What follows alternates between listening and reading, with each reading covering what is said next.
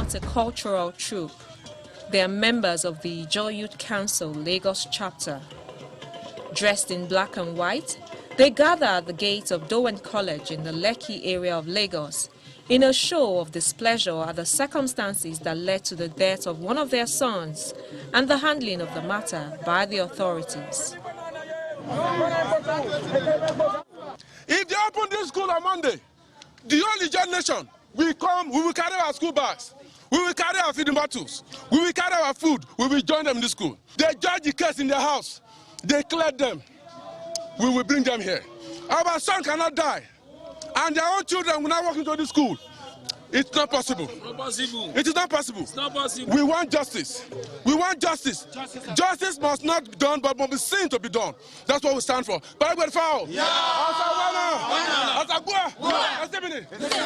Elsewhere in Lagos, the father of late Sylvester On has met with his lawyers and is asking the police to make public the result of the autopsy conducted in Lagos.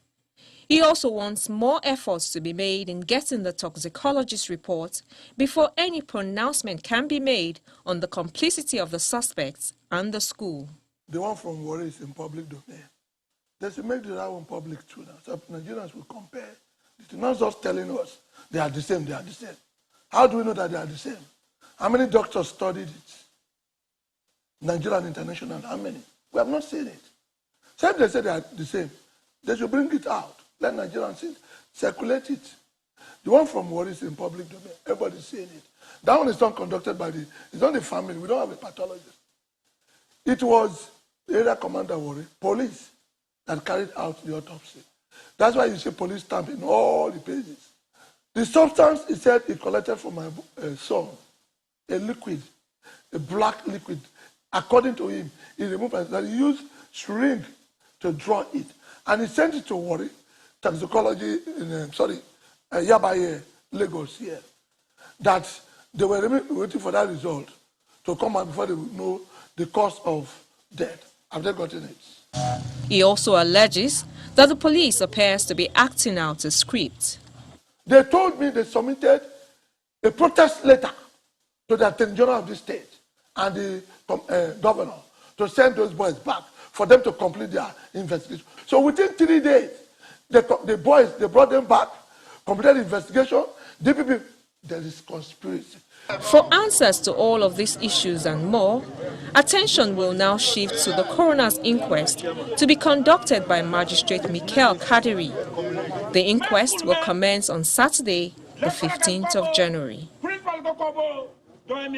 We start our conversation on today on Sunrise Daily, and as you may have seen in that welcoming slide, we've got Venerable Folarin Shobo joining us this morning. He's a member, advisory board of Dowen College. Good morning, sir. Thank you for coming on today. Good morning, and thank you for having me. Well, this advisory board, is the school bound to take your advice, or yeah, you can advise them, but they will always do what they will have to do?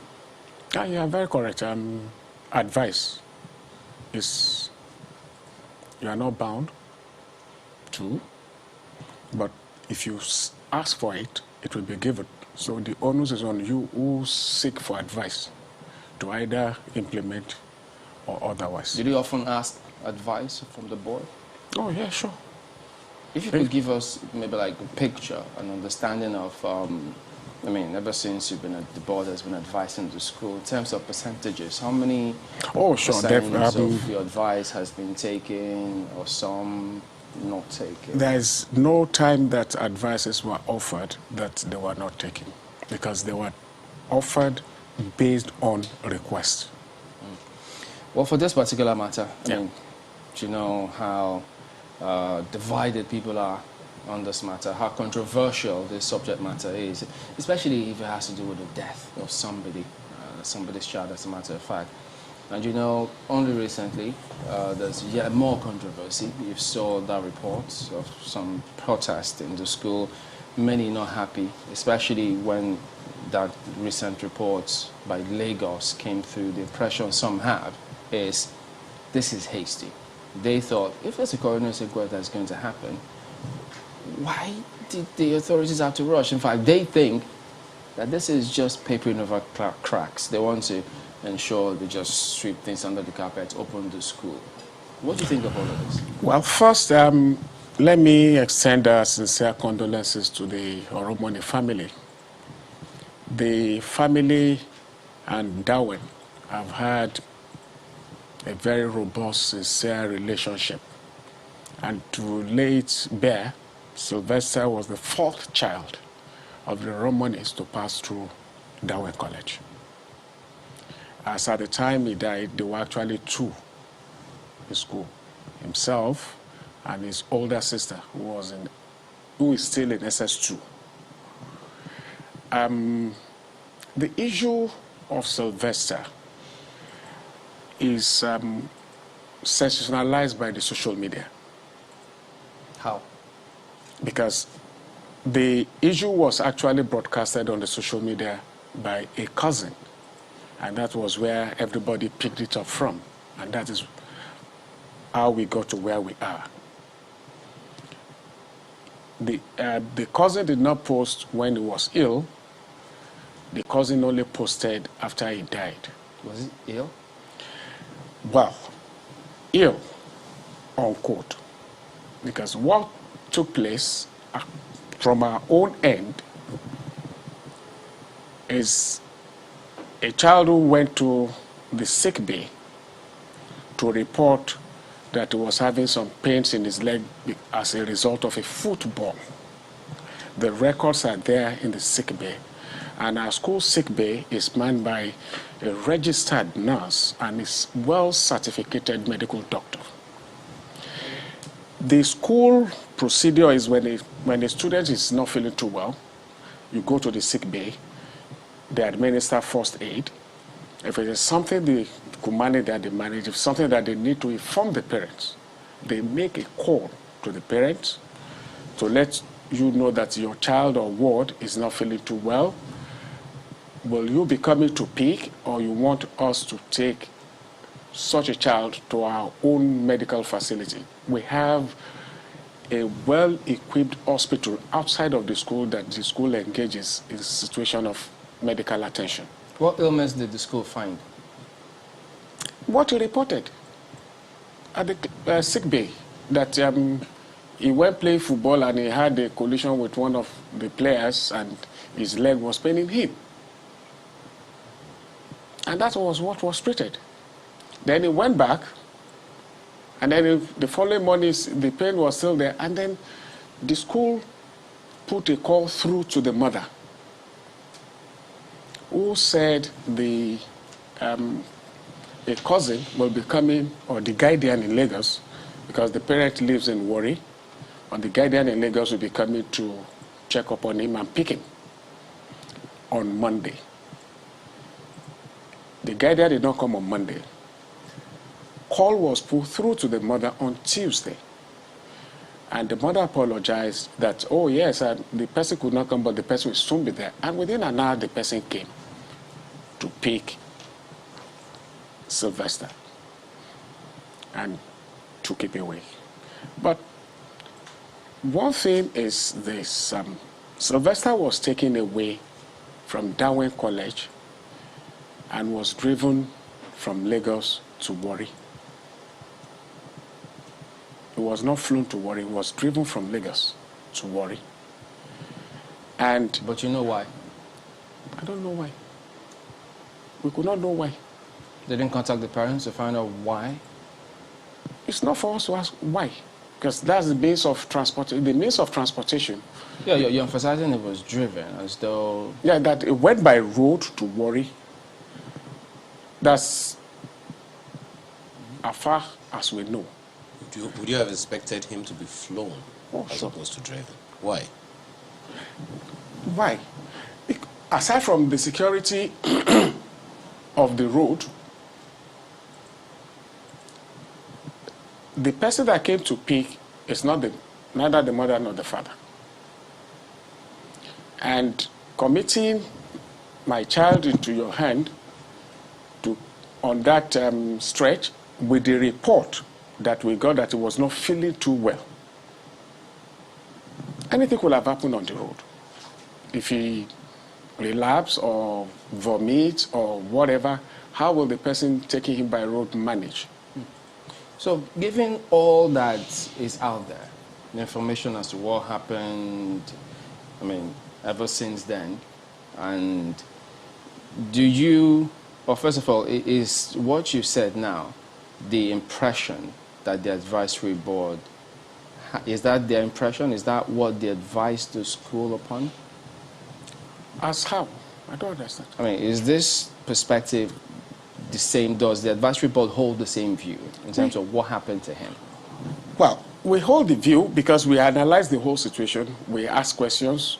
We look at the records that they present, the record from the sick bay. Everything was properly documented. Okay, so notwithstanding all that is out there, this position hasn't changed. What is out there? What is out there is what is social media. Yeah, so the position still remains the same to the advisory board in terms of what happened to him. Our position, the position of the school remains the same. So does that mean, I mean, saying that the state government, the police have, I mean, conducted some investigation, they've given out the advice, report as it were, although not the report that the family was looking for. I mean, you heard the father. Is the school now ready to resume? Well, it's not a question of is the school now ready to resume. One thing we all must understand is that Sylvester was a student of Dowen. Dowen too is mourning the loss of a student. It is not the wish of Dowen that Sylvester will die or should die. Sylvester is the fourth child of the Oromoni family to pass through Dowen College. And you should all have the understanding that no parent will pray that in his or her own lifetime, his child should die. To us, Sylvester is a promising young man that this nation should have tapped from his wealth of knowledge if he had grown to be part of those who will impact on this nation, Nigeria. We are no one. All of us are mourning. His classmates are mourning. His friends in school are mourning. No one could have wished that within a twinkle of an eye, we'll be talking about Sylvester in the past tense. Everybody needs to have that understanding. But that understanding is definitely part of the reason that we're also trying to find out exactly what happened and to make sure that such doesn't happen again. So part of the allegation that my colleague has been referring to are allegations of bullying and all those things. Just a second. Has there been any report or any investigation to the effect within Dowen College? On Sly's case, Sly is what his friends call it, Sly. There has been deep-rooted investigation. And to the best of our knowledge, as an institution, there was no case of bullying. Was there any case of bullying at all reported within Dowen College within the time frame being discussed? The time frame of discourse is between November and now. There's no reported case from any quarter. No, I think the time frame dates even before that. Mm-hmm. You know, I'm only responding to the family. Well, the references, I mean, it's not something, we're only talking about this now because this has an end, so to speak. But if there has been any report hitherto, that might be the basis upon which some... The school, Dowen, takes serious exception to bullying. And any reported case is taken very seriously. The school has zero tolerance for bullying. How many reported cases have happened? I may not be able to tell you that. But what are the internal mechanisms that the school has in place for issues such as this bullying? How, I mean, are these reports escalated? What kind of protection is given to the student? Just help Nigerians understand what happens behind the scenes for Dowen. When we talk about bullying in secondary school, we cannot take Dowen in isolation. No, I mean Dowen this time around, because I mean... Now, I know. Yeah. I'm just letting you know that.